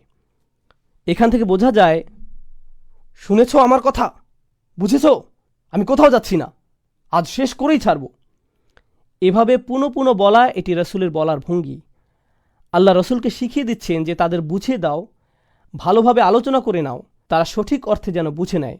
যদি তারা প্রথমবার না বুঝে তাদেরকে আবার বলো। এটি মূলত খুবই কঠিনভাবে বলার একটি মাধ্যম। অলা আনতুম আবিদুনা মা আবুদ। এখন এখানে মা শব্দটি খুবই গুরুত্বপূর্ণ। আল্লাহ এখানে বলেননি অলা আনতুম আবিদুনা মান আবুদ, আর তুমি তার উপাসনা করো না যার উপাসনা আমি করি। আয়াতে বলেননি আমি যার উপাসনা করি, বরং বলেছেন আমি যেসবের উপাসনা করি। কিন্তু মা শব্দটি আমরা জানি প্রাণীবাচক শব্দের ক্ষেত্রে ব্যবহৃত হয় না, এটি ব্যবহৃত হয় অপ্রাণীবাচক শব্দের ক্ষেত্রে। মান শব্দের ব্যবহার হয়ে থাকে প্রাণীবাচক শব্দের ক্ষেত্রে। তাই এই বর্ণনা কিছুটা বিভ্রান্তির সৃষ্টি করে।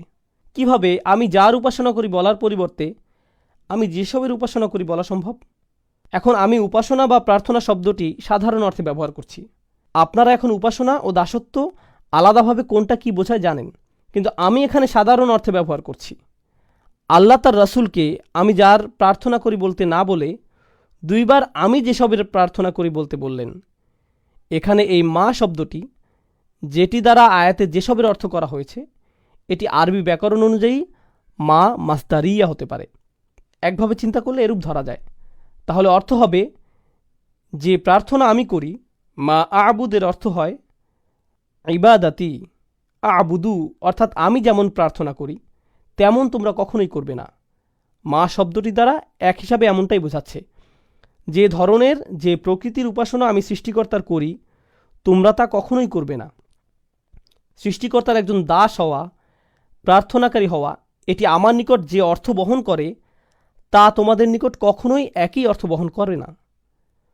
তোমাদের আর আমার চিন্তাভাবনা সম্পূর্ণ ভিন্ন। মা শব্দটির এটি একটি ব্যাখ্যা। দ্বিতীয় যে ব্যাখ্যা মা শব্দটির করা যায়, যদি এটাকে ইসমে তাজ্জুব, মৌসুলা, কি অসাধারণ সৃষ্টিকর্তার উপাসনা আমি করি, আর কি জঘন্য মিথ্যাচারের উপাসনা তোমরা করো। যখন মা বা কি শব্দটি আল্লাহর ক্ষেত্রে ব্যবহার করছেন, দুটি বিষয় হতে পারে। বিষয়টি সহজ করে বোঝাতে চলুন আমরা কে এবং কি এর মধ্যকার পার্থক্যটা দেখি। যখন আপনি কে দ্বারা কোনো প্রশ্ন করছেন, আপনি বিশেষ কোনো ব্যক্তির খোঁজ করছেন। আর যখন আপনি কি দ্বারা কোনো প্রশ্ন করছেন, আপনি বিশেষ কোনো গুণ বা বৈশিষ্ট্যের খোঁজ করছেন। যখন আপনি জিজ্ঞেস করেন এই ব্যক্তিটি কে, পাশের কেউ জবাব দেয় সে আব্দুল করিম, এ শরীফ ও আহমদ। কিন্তু যখন আপনি জিজ্ঞেস করেন এই ব্যক্তিটি কি, সে একজন অ্যাকাউন্টেন্ট, একজন ডাক্তার, সে একজন ভালো মানুষ ইত্যাদি। ঠিক?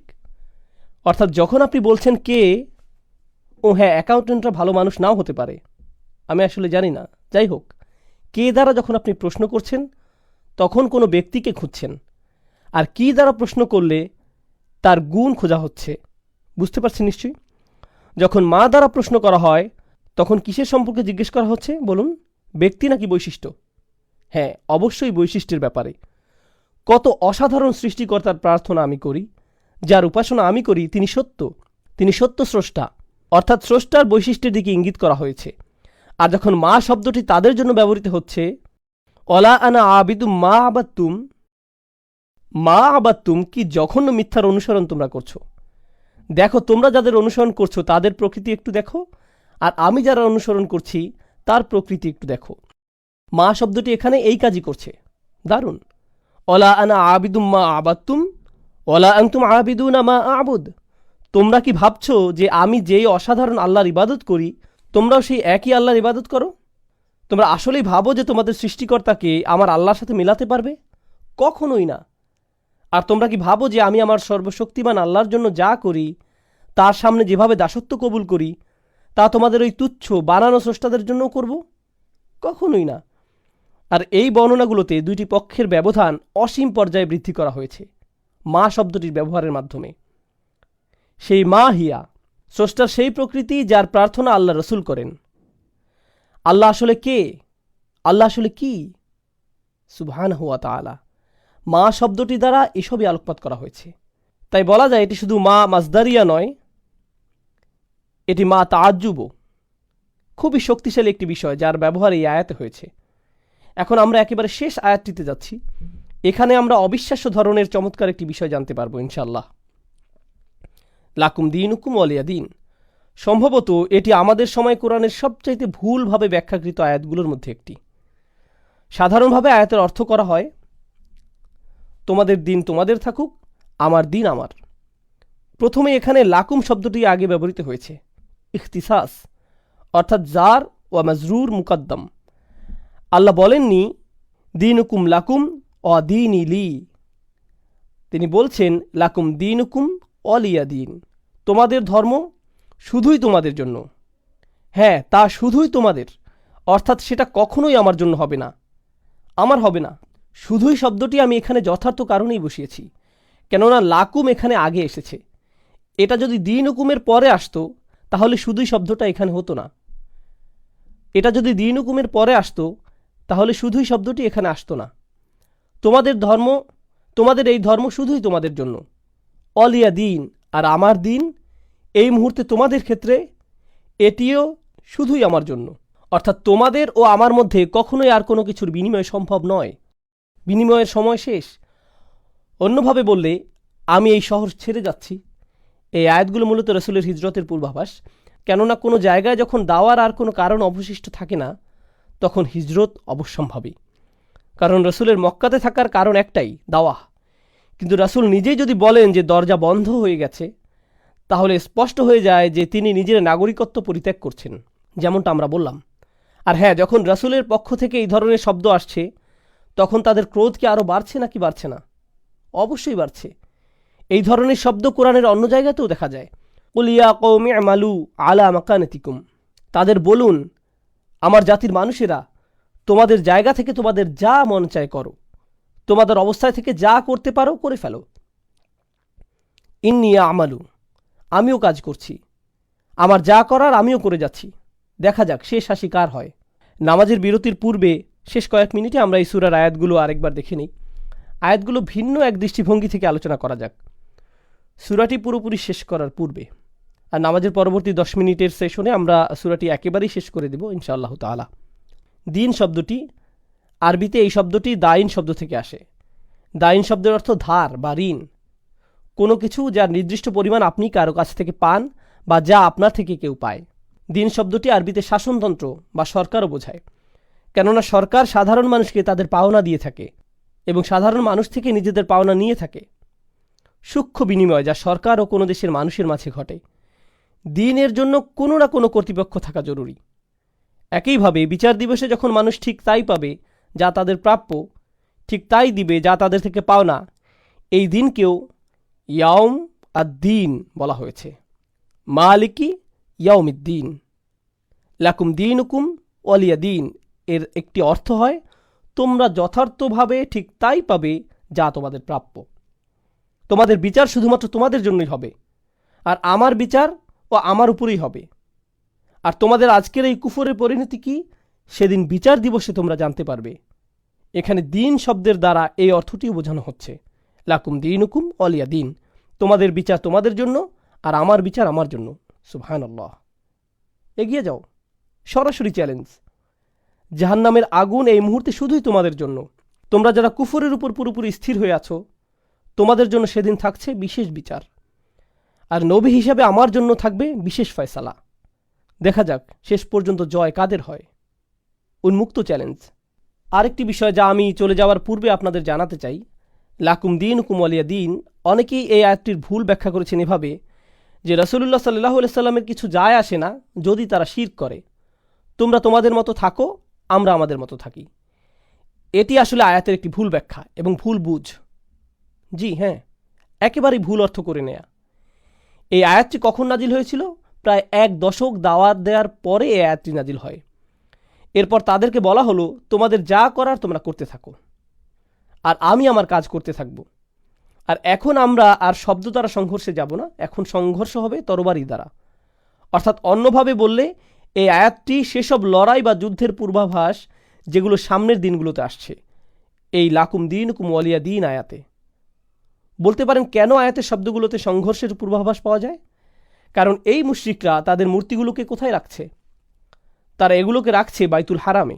আর রাসূলুল্লাহ সাল্লাল্লাহু আলাইহি সাল্লামের মূল কাজ কি?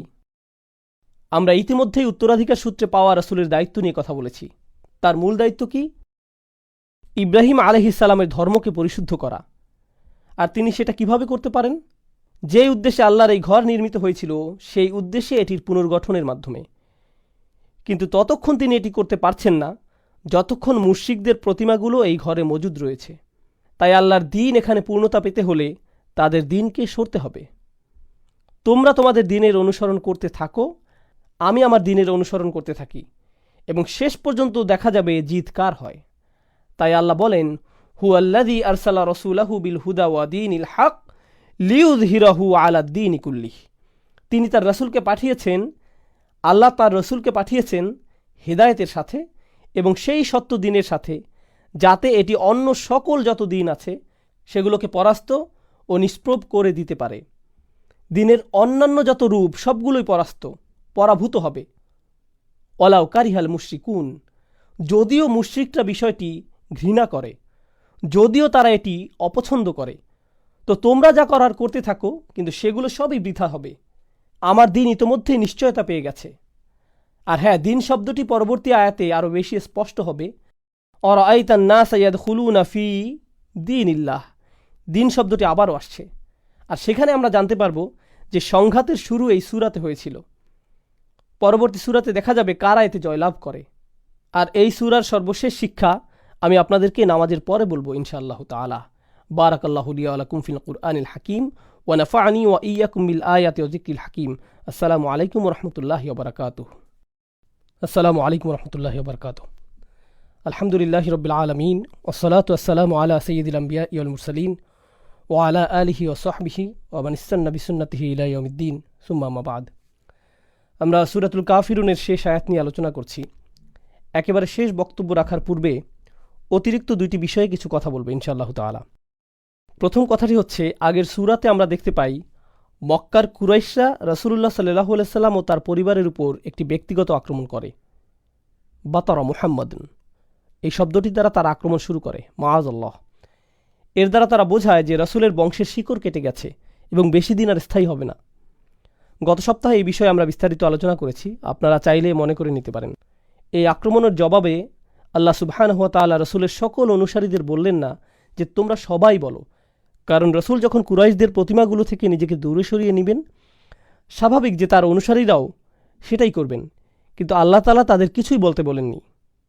তিনি বলেননি কুলু ইয়া আইয়ুহাল কাফিরুন, তোমরা সবাই বলো আইয়ুহাল কাফিরুন।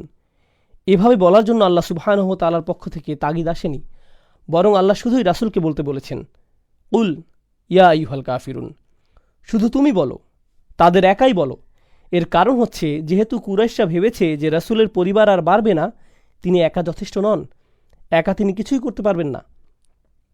আল্লাহ আযজা ওয়া জাল্লা স্পষ্ট করে ঘোষণা দিলেন যে রাসূল একাই তাদের জন্য যথেষ্ট।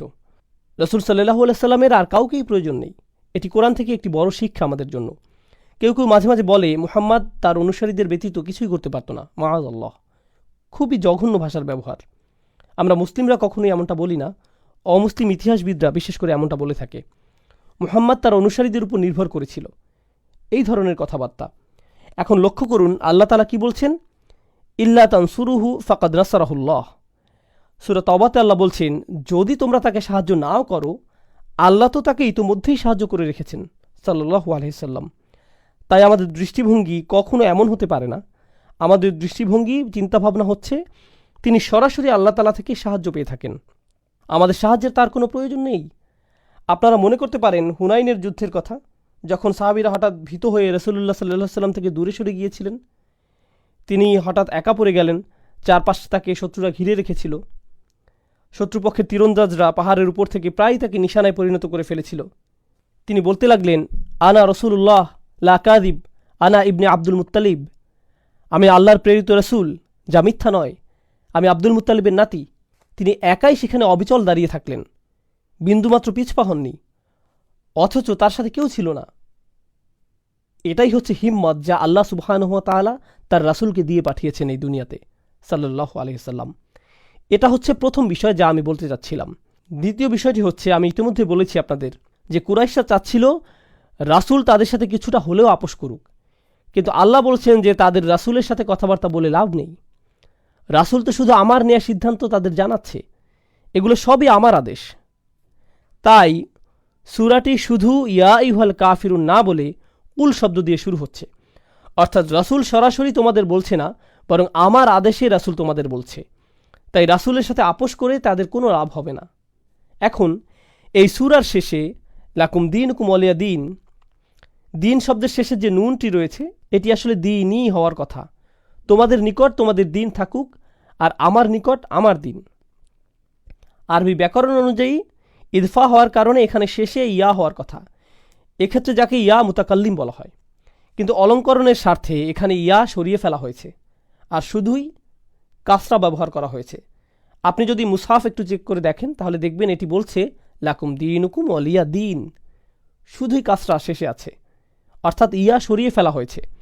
আরবিতে এই নিয়মটিকে বলা হয় হাসফ, যেখানে একটি অক্ষরকে সরিয়ে ফেলা হয়। বিভিন্ন কারণে এটি প্রয়োগ হয়ে থাকে, তার মধ্যে একটি কারণ হচ্ছে বিস্ময়ের প্রকাশ, অর্থাৎ যখন আপনি খুবই উত্তেজিত বা আবেগী হয়ে পড়েন তখন দীনই না বলে আপনি শুধু বলেন দিন। একইভাবে আমরা যখন আল্লাহ আযজা ওয়া জাল্লার কাছে প্রগাঢ়ভাবে সাহায্য চাই তখন আমরা রব্বি বলি না, তখন আমরা শুধুই রব বলে থাকি, রব্বিগফিরলি। এখানে রব্বি শব্দকে কেন সংক্ষিপ্ত করা হয়েছে?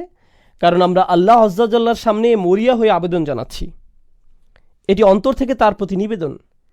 এইখানে এই সূরায় হাসফের ব্যবহার হয়েছে যাতে করে নিজের দিনের ব্যাপারে রাসূলের দাবি স্পষ্ট ও গাঢ় হয়, এটি আমার দিন।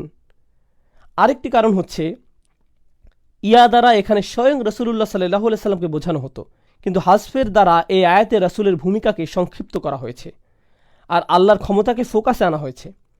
প্রথমেই আল্লাহর ভূমিকাকে এই সূরাতে কুল শব্দের দ্বারা বর্ধিত করা হয়েছে, আর শেষে ইয়া হাসফের মাধ্যমে এমন দাঁড়ালো যে আল্লাহ রাসূলকে বলছেন সবশেষে তুমি এক্ষেত্রে নিজের কথা উল্লেখও করতে পারবে না। এসব সিদ্ধান্ত আসলে তোমার দ্বারা হচ্ছে না, এই সিদ্ধান্তের পেছনে তুমি না।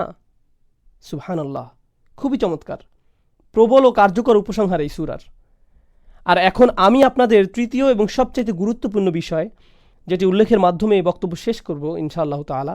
আমি আপনাদের প্রথম থেকেই বলেছি যে কোরআনের শেষ 10টি সূরা শুধুমাত্র রাসূলুল্লাহ সাল্লাল্লাহু আলাইহি সাল্লামের জীবনী বোঝার জন্যই গুরুত্বপূর্ণ নয়, বরং রাসূলের আদর্শের সাথে ইব্রাহিম আলাইহিস সালাতু ওয়াস সালামের আদর্শের সংযোগ বা সম্পর্ক বোঝার জন্যও গুরুত্বপূর্ণ। এখন শুনুন, আমি আপনাদের কোরআনের অন্য একটি জায়গায় নিয়ে যাচ্ছি। একটি বিশাল আয়াত থেকে আমি কেবল গুটি কয়েক শব্দ অনুবাদ করব। কদ কানাত লাকুম উসওয়াতুন হাসানাতুন ফি ইব্রাহিম, তোমাদের জন্য ইতিমধ্যেই ইব্রাহিমের জীবনীতে চমৎকার আদর্শ রয়েছে। ওয়াল্লাযীনা মাআহু, এবং তাদের মধ্যে যারা তার সাথে রয়েছে। ইয ক্বালু লিকওমিহি, যখন তারা তাদের জাতিকে বলল, ইন্না বুরাউ মিনকুম ওয়া মিম্মা তা'বুদুনা মিন দুনিল্লাহ, আমরা পুরোপুরিভাবে তোমাদের সাথে সম্পর্ক ছিন্ন করলাম। এতে কোনোই সন্দেহ নেই। শব্দগুলো মনোযোগ দিয়ে শুনুন। তারা বলল, আমরা তোমাদের সাথে সকল সম্পর্ক ছিন্ন করছি, এবং আল্লাহকে বাদ দিয়ে তোমরা যাদের যাদের উপাসনা করো, সেগুলো যাই হোক না কেন, প্রত্যেকের সাথে আমরা সম্পর্ক ছিন্ন করছি। আমরা তোমাদের সাথে এবং তোমরা যাদের উপাসনা করো তাদের সাথে সম্পর্ক ছিন্ন করলাম। শব্দগুলো কি পরিচিত শোনাচ্ছে? সুবহানাল্লাহ। আর তিনি বলে গেলেন, কাফারনা বিকুম, আমরা তোমাদের প্রত্যাখ্যান করলাম। অন্যভাবে বললে, আমরা তোমাদের বিশ্বাসকে অস্বীকার করলাম, তোমাদের ধর্মকে তাকফির করলাম। ওয়াবাদা বাইনানা ওয়া বাইনাকুমুল আদাওয়াতু ওয়াল বাগদাউ আবাদা, আর এখন আমাদের ও তোমাদের মধ্যে চিরদিনের জন্য প্রতিহিংসা ও ঘৃণার সূত্রপাত হয়ে গেল। হাত্তা তুমিনু বিল্লাহি ওয়াহদাহ, যতক্ষণ না তোমরা আল্লাহতে বিশ্বাস করছো, যিনি এক ও অদ্বিতীয়। সুবহানাল্লাহ। আয়াতের শেষ অংশে ইব্রাহিম তার পিতার জন্য দোয়া করছেন আলাইহিস সালাম, যার মধ্য দিয়ে আয়াতটি শেষ হয়। কিন্তু আয়াতটির দিকে ভালো করে লক্ষ্য করুন। এটি কি প্রায় সূরাতুল কাফিরুনের অর্থের মতোই নয়? যেভাবে রাসূলুল্লাহ কুরাইশদের সাথে মোকাবেলা করছেন, তিনি তাদের সাথে বিরোধপূর্ণ কথাবার্তার মধ্যেও ইব্রাহিম আলাইহিস সালামের আদর্শের পুনরাবৃত্তি করছেন। শুধুমাত্র ফাসল্লি লিরব্বিকা ওয়ানহার এর মধ্যেই নয়। সুবহানাল্লাহ, কত সুন্দরভাবে আল্লাহ তাআলা কোরআনের শিক্ষাগুলোকে সংযুক্ত করেছেন। ওয়াকাযালিকা নুফাসসিলুল আয়াহ, আর এভাবেই আমরা আয়াতগুলোকে ব্যাখ্যা করে থাকি। কত সুন্দরভাবে বিষয়গুলো যুক্ত হয়, ইতিহাস কতই না চমৎকারভাবে মিলে যায়। আর আপনারা সাথে এই বিষয়টি বুঝতে পারবেন। একটু আগেই আমি যেটা বললাম, রাসূলুল্লাহকে একাই কথা বলতে হয়েছিল, নিজের সাথে অন্য কাউকে সম্পৃক্ত করার সুযোগ তাকে দেয়া হয়নি। অন্যদিকে ইব্রাহিম আলাইহিস সালামের অল্প কিছু অনুসারী থাকা সত্ত্বেও তাদের নিয়েই কাফিরদের সাথে কথা বলার আদেশ দেওয়া হয়েছে।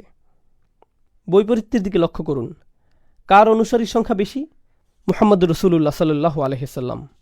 ইব্রাহিম আলাইহিস সালামের অনুসারীর সংখ্যা খুবই কম। আমরা ইতিহাস থেকে এটা ভালোভাবেই জানি।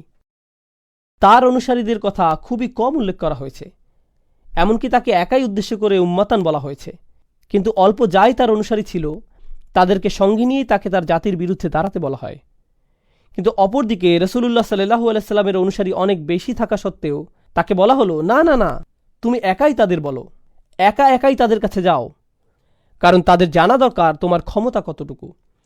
তাদের জানা দরকার যে তারা চাইলেই তোমার সাথে এভাবে কথা বলতে পারে না। সাল্লাল্লাহু আলাইহি সাল্লাম। আল্লাহ তাআলা আমাদের কোরআন বোঝার সঠিক সামর্থ্য দান করুন, সঠিক বুঝ দান করুন, আর রাসূলুল্লাহ সাল্লাল্লাহু আলাইহি সাল্লামের প্রতি আমাদের অন্তরে ভালোবাসা দান করুন। বারাকাল্লাহু লি ওয়া লাকুম ফিল কুরআনিল হাকীম ওয়া নাফা'নি ওয়া ইয়্যাকুম বিল আয়াতি ওয়া যিকরিল হাকীম। আসসালামু আলাইকুম ওয়া রাহমাতুল্লাহি ওয়া বারাকাতুহু।